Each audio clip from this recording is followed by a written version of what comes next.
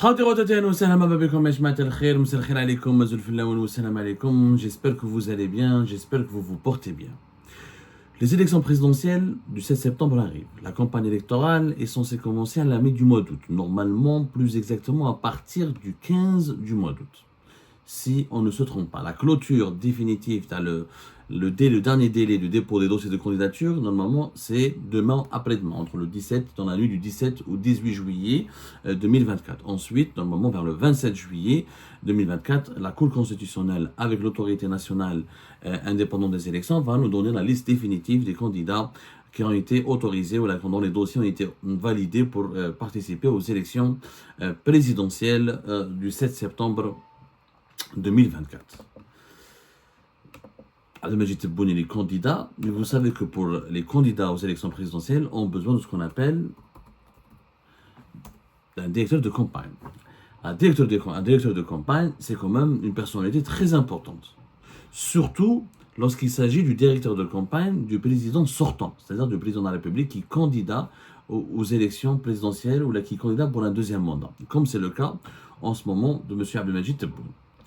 La personnalité du directeur de campagne signifie que c'est une personne qui est bien placée auprès du chef de l'État, bien placée au sein du Syrie algérien. C'est quelqu'un qui dispose d'un important pouvoir d'influence parce qu'on lui fait confiance, on lui donne toutes les prérogatives pour gérer les budgets de la campagne, l'organisation des meetings, l'élaboration du programme, et pour mener vers la victoire finale. Même si en Algérie ce n'est pas une démocratie réellement, que les élections c'est pas vraiment des joutes ou des disputes ou des débats contradictoires, c'est peut-être même pas le vote du peuple qui compte, mais un directeur de campagne quand même, il y a une image, il y a une organisation, il y a une logistique, il y a des paroles, il y a des discours, il y a des promesses.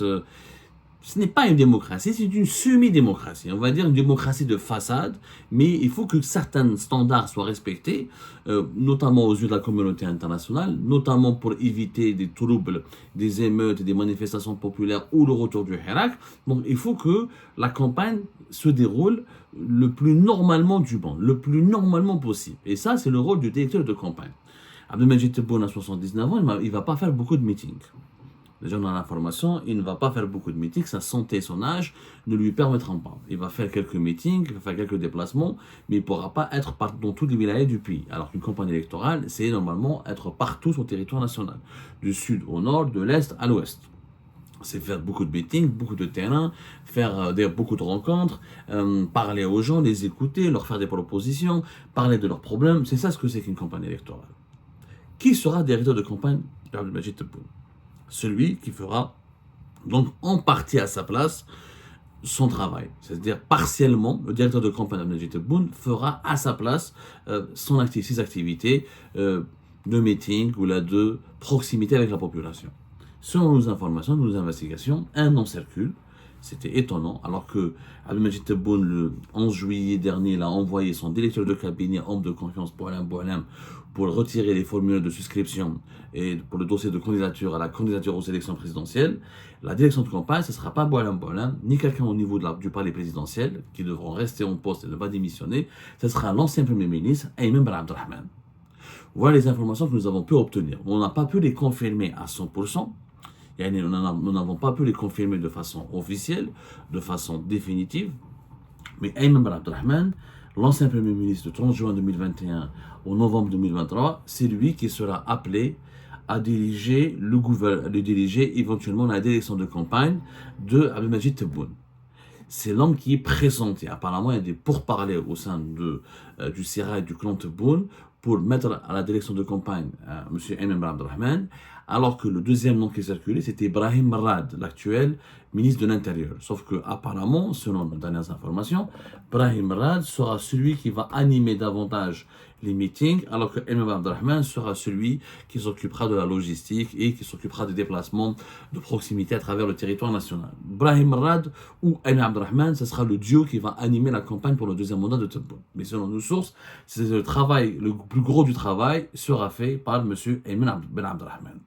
C'est quand même incroyable. Le sort ou le destin d'Ayman Ben Abdelrahman, il mériterait une analyse, il mériterait une émission. Pourquoi? Parce que Ayman Ben Abdelrahman, si Abdelmajid Tebboune n'avait pas été candidat à un deuxième mandat, il était à la première place de la shortlist dressée par les décideurs du régime algérien pour l'aider ou pour le pousser sa candidature. Il était quelque part dans la position du premier successeur d'Abdelmajid Tebboune. Il l'est toujours. D'ailleurs, le poste de directeur de campagne, ça ne veut pas dire qu'il a été grillé, ou là qu'il a été domestiqué, entre guillemets, ou là il a été dominé, ou là il a été uniquement... Ce n'est pas réellement le chihuahua de Abdelmajid Tebboune. Ayman Ben Abdelrahman, c'est quelqu'un qui a beaucoup de partisans au sein du régime algérien, qui s'est positionné comme le potentiel successeur de Abdelmajid Tebboune et qui a des entrées importantes au sein de l'armée, comme au sein des services secrets. Et on a déjà parlé de lui, Ayman Ben Abdelrahman. On en a déjà parlé de lui, on a fait plusieurs émissions. Avant même qu'il quitte le gouvernement, parce qu'il a été Premier ministre du 30 juin au novembre 2023, avant son départ, vous pouvez retrouver les émissions d'Algérie Part, on a parlé de lui comme étant le potentiel et comme lui le plus probable successeur de Abdelmajid Tebboune. Il est âgé de moins de 60 ans, 57 ans plus exactement. C'est un connaisseur du fonctionnement de l'État algérien. Il a été Premier ministre, juin 2021, novembre 2023. Il était ministre des Finances 2020-2022. Il était gouverneur de la Banque d'Alger 2019-2020. Il a fait toute sa carrière au sein de l'administration de l'État. Il a été à l'inspection générale des impôts, il était ensuite à l'inspection générale des finances, plutôt pas l'inspection générale des impôts, il était à l'inspection générale des finances, ensuite il était sous-directeur des travaux publics, de la construction et de l'hydraulique, et il a toute sa carrière dans le secteur des finances. C'est quelqu'un qui est réputé étant gentil, c'est quelqu'un qui est réputé pour être conciliant, amical, il y a d'ailleurs zéro dossier de corruption sur lui. Ayman Abdelrahman, il a fait des erreurs de gestion, il n'a pas une politique très brillante, peut-être qu'il n'a pas un programme économique brillant, on peut critiquer que son manque de compétences, son incompétence par rapport à des dirigeants de la classe mondiale, mais par rapport à des dirigeants de la classe algérienne, au niveau local, c'est parmi les plus brillants dirigeants algériens que nous avons actuellement. Quand tu compares Ayman Abdelrahman à Ben Grina ou les anciens ministres de Tebboune, ou les actuels ministres de Tebboune, ou par certains membres de l'entourage de Tebboune, Ayman Ben Abdelrahman reste quelqu'un de très brillant. Mais si on le compare au niveau international, par rapport à des dirigeants du monde des pays émergents, ou d'autres pays de la taille de l'Algérie qui progressent, qui évoluent, malheureusement, Maraouche, il ne tient pas encore le niveau. Mais peut-être, malheureusement, en Algérie, encore une fois, quand on est 57 ans, on n'est pas censé être jeune, mais en Algérie, par rapport à la classe dirigeante algérienne, dont la moyenne d'âge est de 75 ans, à 57 ans, on est encore jeune. Donc, Ayman Ben Abdelrahman peut, s'il est bien entouré, s'il est bien épaulé, s'il est entouré d'un bon groupe, peut travailler encore, peut affûter son expérience, peut améliorer son expérience, il peut améliorer ses compétences, et il peut devenir un jour président de la République. Et alors il faut savoir que s'il est vraiment nommé directeur de campagne de Tebboune, c'est qu'il est toujours parmi sur la shortlist, parmi les 3 potentiels successeurs de Tebboune, parce que Tebboune, on le sait bien, il va faire un deuxième mandat, mais la biologie veut qu'à 79 ans, rien ne garantit qu'il pourra terminer son deuxième mandat. Donc 5 ans, il sera âgé de 83 ans. Il est possible que dans 2 ans, à partir de 81 ans, vu qu'il a toujours les séquelles de l'infection grave à la Covid-19, et vu son âge avancé, sa succession pourrait se poser dès la deuxième année de son deuxième mandat. Et lorsque sa succession pourrait se poser, le profil le plus adapté pour le régime algérien, qui fait plus ou moins consensus, c'est Ayman Ben Abdelrahman. Ayman Ben Abdelrahman ne fait pas partie du clan Tebboune réellement. D'ailleurs, Tebboune s'est débarrassé de lui en novembre 2023. Pourquoi? Parce que Ayman Ben Abdelrahman commençait à manifester des divergences avec Abdelmajid Tebboune, notamment en ce qui concerne le lancement du projet de Raj Bilet. Raj Bilet, Ayman Ben Abdelrahman était parmi, il a essayé de convaincre Tebboune de ne pas le lancer comme ça, parce que c'était compliqué, c'est vraiment compliqué, il demandait beaucoup d'argent, rien que la ligne de chemin de fer de Béchar à Tindouf et l'ensemble de ces infrastructures connexes, c'est 6 milliards de dollars, en plus tout le projet, avec toutes les installations, les unités de production nécessaires pour exploiter le minerai du gisement de Raj Bilet et Tindouf, ensuite son acheminement vers les centres de production et de transformation, ensuite jusqu'à son exportation, c'est des investissements de 30 milliards de dollars. Ou Ayman Ben Abdelrahman, depuis 2022, il n'était pas du tout partisan de ce projet-là. Il n'était même pas d'ailleurs partisan pour lancer des appels d'offres, sa budgétisation, ou la gestion de ce projet, en tant qu'expert financier, ça va coûter à l'Algérie énormément d'argent et que l'Algérie ne serait pas réellement gagnante. C'est plus de la pub qu'autre chose. Et c'est pour ça, raison d'ailleurs, que Tebboune s'est débarrassé de lui parce qu'il n'a pas supporté que son premier ministre ne le soutienne pas ou ne le suit pas ou n'applique pas ses instructions à la lettre dans le projet de Raj Biled. Bien sûr, il y a aussi la question de la potentielle et du potentiel concurrence que pourrait Ayman Abdelrahman lui porter parce que Tebboune et son entourage le plus proche, ils ont commencé à comprendre que Ayman Abdelrahman est apprécié par l'armée, par l'état-major, par les services de renseignement, par quelques sérails, d'autres lobbies du sérail algérien. Ils ont eu peur qu'ils pourraient leur causer problème pour la campagne pour le deuxième mandat et pour le projet du deuxième mandat.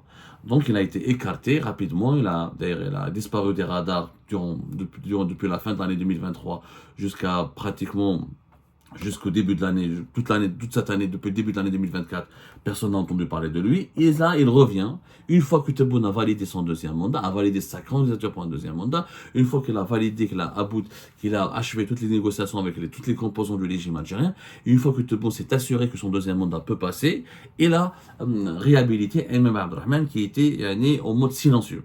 Elle était alors en mode avion, je ne suis même pas silencieux, en mode avion. Il était injoignable, il a retrouvé la discrétion de la vie civile, on va dire de la vie normale. Il était redevenu un citoyen lambda, tout en gardant bien sûr ses privilèges sociaux, ses privilèges d'ancien Premier ministre. Son retour en tant que directeur de campagne, c'est le successeur le plus sûr. Et même pour le clan Tebboune, une fois que son deuxième, parce que Tebboune et Abdelrahman le dérangeait, il le dérangeait dans l'optique d'un concurrent qui pourrait lui faire de l'ombre et qui pourrait empêcher ou la perturber son deuxième mandat. Mais après le deuxième mandat, Tebboune khlas. Il a réalisé tous ses objectifs, il est devenu président de la République en 2019, il va rester président de la République pendant un deuxième mandat, il a engrangé le deuxième, il a obtenu son deuxième mandat, il est entré dans l'histoire. Maintenant, Tebboune ne peut pas empêcher le régime algérien de réfléchir à sa succession. Et il ne peut pas décider lui-même ou il est tout seul de son successeur. Dans le clan Bouteflika, ils ont essayé de décider eux-mêmes et uniquement eux-mêmes en choisissant eux-mêmes leur propre, selon leurs propres critères, le successeur de Abdelaziz Bouteflika. Ça a mené vers la crise politique de 2019. Donc pour éviter une crise de succession, le régime algérien a tiré les leçons. Le régime algérien est très méchant, très dur. Il peut paraître médiocre, il peut paraître assez de bas, un niveau assez bas, mais il est très rusé et il tire les leçons des erreurs du passé. Le régime algérien ne va pas reproduire les mêmes erreurs avec la succession de Bouteflika. Il va essayer d'organiser la succession de Tebboune dès la deuxième année de son deuxième mandat. Et celui qui est le mieux positionné, c'est Ayman Abdelrahman. Ayman Abdelrahman, il est apprécié par tout le monde. C'est celui qui peut garantir à l'entourage de Tebboune, qui va leur donner des gages pour protéger leurs arrières, pour ne pas enclencher contre eux des poursuites judiciaires, ou les emprisonner, ou pour ne pas les persécuter plus tard lorsqu'ils seront appelés à quitter le pouvoir, parce que l'entourage de Tebboune, si Tebboune quitte le pouvoir, ils sont appelés à quitter avec lui-même le pouvoir. Avec lui le pouvoir. En Algérie, ça se passe comme ça. Dès qu'un nouveau chef remplace un ancien chef, le nouveau chef crée son propre clan, crée son propre entourage et ramène ses propres hommes de confiance, ce qui est normal. Sauf qu'en Algérie, ce qui est normal dans le monde entier, les nouveaux chefs, les décideurs, les nouveaux présidents, les nouveaux rois choisissent leur propre cabinet et créent leurs propres entourages. Sauf que malheureusement, en Algérie, ça ne devient pas un entourage, ça devient un clan. Et le clan s'empare de tous les pouvoirs et il essaye de gouverner uniquement sans partage. Or, les pays sous-développés sont restés sous-développés parce qu'ils ont des dirigeants qui n'acceptent pas de partager le pouvoir, qui n'acceptent pas l'opposition, qui n'acceptent pas la critique, qui n'acceptent pas la remise en cause et qui n'acceptent pas d'associer d'autres partenaires dans la prise de décision pour le bien commun, pour l'intérêt général de leur pays. C'est pour ça que les pays sous-développés sont restés sous-développés. On a cette caractéristique, malheureusement, du clanisme. On ne partage pas le pouvoir, on n'écoute personne, on ne consulte personne. D'ailleurs, c'est ce qui s'est passé pendant ces 5 dernières années. Si Tebboune était ouvert à l'ensemble des composants de la société civile algérienne ou à d'autres composants du régime algérien, on aurait peut-être certainement un meilleur bilan.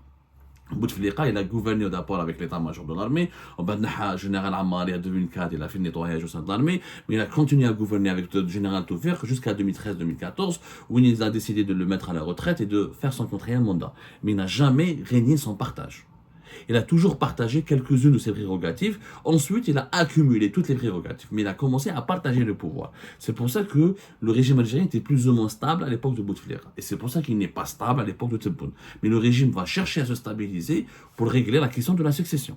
Si la succession de Tebboune n'est pas résolue dès la deuxième année du deuxième mandat, le régime algérien pourrait basculer dans une crise de succession qui pourrait générer une autre crise politique similaire à celle de 2019. Et là, ça serait fatal pour l'avenir du pays. Parce qu'après 2020, après 2026-2027, on va se rapprocher on va dépasser les 50 millions d'habitants, on aura beaucoup moins de pétrole à exporter, on aura des besoins beaucoup plus importants, on aura des conséquences du changement climatique qui seront beaucoup plus importantes, on aura une économie beaucoup plus fragile au regard des indicateurs socio-économiques que nous avons aujourd'hui. Ayman Ben Abdelrahman, de successeur à directeur de campagne, ce n'est pas une régression pour lui, ce n'est pas un déclin, ce n'est pas une humiliation, parce que ça pourrait être ressenti comme une humiliation, comme à l'époque de Ahmed Ouyahia, qui était toujours le numéro 2. À chaque fois que Bouteflika voulait une élection présidentielle, Ahmed Ouyahia n'a jamais voulu le défier, n'a jamais voulu le concurrencer. Donc Ouyahia a toujours joué le rôle du partisan, il a toujours joué le rôle Kimessilel, ou s'il n'était pas directeur de campagne, il jouait le rôle, il faisait des meetings en faveur de Bouteflika, il participait à la campagne de Bouteflika. C'est ce que va faire Ayman Ben Abdelrahman. Sauf que, contrairement à Ahmed Ouyahia, Ayman Ben Abdelrahman, il a une chance. Il sait que Tebboune est déjà très âgé. Tebboune ne pourra pas faire un troisième mandat, quoi qu'il arrive, parce qu'il est âgé, parce que le pouvoir algérien ne veut pas se retrouver avec un président à bout de souffle, comme c'était le cas de Abdelaziz Bouteflika. Donc il a une carte à jouer. Il pourrait avoir un autre destin que celui d'Ahmed Ouyahia. En plus, il est plus discret qu'Ouyahia. Il n'a pas de dossier. Ouyahia, ses enfants faisaient les affaires, ils se sont enrichis. Il avait un compte bancaire blindé, Ahmed Ouyahia a quand même marqué, il était dans les sales manœuvres du régime algérien depuis les années 90. Ayman Ben Abdelrahman, il a la chance d'être propre. Il est propre. Khateh les années 90, khateh les combines et les complots dans les services secrets, khateh la corruption, khateh l'enrichissement illicite. Il a quelques petits défauts, il a certainement quelques petites affaires, il a fauté, il a merdé, il a aidé, il a donné des coups de pouce. Mais ce n'est pas un grand corrompu, il n'a pas beaucoup de squelettes dans son placard. Donc il est très bien positionné pour être le successeur de Tebboune. Et cette élection de campagne lui permettra de se rapprocher de ça va lui donner de l'expérience. Si pendant la élection de campagne, ça veut dire que même Tebboune a validé déjà son profil comme étant un potentiel successeur. Pour sauvegarder la stabilité du système et pour protéger les arrières de son entourage. Parce que Ayman Ben Abdelrahman n'a pas avec un sale caractère, n'est pas dans la rancune, il est intelligent, on le connaît pas très bien, mais c'est pas quelqu'un qui est brutal. C'est pas quelqu'un qui va chercher à se venger ou à prendre sa revanche. Et l'expérience du directeur de campagne va lui apprendre le terrain, il va sillonner le pays, il va se faire connaître auprès des Algériens et des Algériens, ils vont le voir peut-être encore plus que Tebboune, il va renforce, parce que lui c'est un technocrate. Maintenant, il passe du statut de technocrate, il va passer du statut de technocrate au statut de politicien. Parce que le technocrate, c'est celui qui est dans le bureau, qui travaille sur des dossiers techniques, il a des compétences, il dispose que de compétences techniques. L'homme d'État, le politicien, n'est pas un technocrate. Le politicien, c'est quelqu'un qui a eu contact avec la population, qui sait parler à la population, qui sait baratiner, qui sait promettre, qui sait charmer, qui sait séduire, qui sait faire rêver. C'est quelqu'un qui peut comprendre les problèmes des gens et qui peut rassembler autour de lui différents profils pour pouvoir gouverner. C'est peut-être cette expérience précieuse qu'Ayman Ben Abdelrahman pourrait acquérir. En ce moment, où là, avec cette campagne pour le deuxième mandat, il pourrait devenir le prochain successeur de Tebboune. C'est possible, c'est probable, et c'est peut-être la solution qui permettra à l'Algérie de ne pas connaître la crise politique qu'elle a brutalement subie en 2019 avec la crise de succession de Abdelaziz Bouteflika.